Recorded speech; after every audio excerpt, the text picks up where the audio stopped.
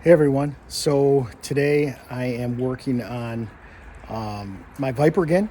So I took it and had the carbs cleaned out, and we found that there was a coolant sensor that had the wire that was shorted right at the connector. So I took it in there and he fixed it for me. The mechanic there depinned it and then fixed the wire, shortened them up, put them on there so that they're not going to break again. And but it is a '04, so that many years can't hardly beat it. That's pretty good. So, anyways, I found a crack in my manifold, and I will get into that in a. So what I've got here is my Viper. It's a 700, and I have developed a problem with crack. You can see right here, crack in my manifold. So I'm gonna have to get that out and replace / weld. While I'm doing that, I'm gonna clean these servo valves out too. So I'm gonna pop this exhaust off and get myself down into where I can work. I'll get back with you. So here's a crack right here. Here's a crack right here. Flip it over. Crack right here. Crack right here. So this is where I was having the problems with the oil splattering that I didn't realize. So got to get this fixed because I'm losing power, and I'm going to try to find one. If I can't find one, I'll probably try to weld it. I know I can find them, just a matter of whether I can find it before I have to go to the UP. So I might weld it myself and see if I can get it, which might just cause more cracking. So at any rate, we'll see. Well, it's not pretty, but it definitely is sealed. So she'll live to run another few days. But got her all welded up. 4 cracks, actually 5 cracks. But got it welded, sealed up, put some paint on it. We'll see. While I have this off, I'm going to pull these servo valves, which are variable exhaust. I'm going to pull them off and clean them. Sled's got 8,000 miles, so it can't hurt. So I'm sure I'm going to have a lot of crap on them. So let me get them apart and we'll take a look at them. Okay, judging by the wear pattern on these blades, I'm seeing this one, I want to say 1/4 of an inch. This one, the wear pattern looks like maybe a 1/16.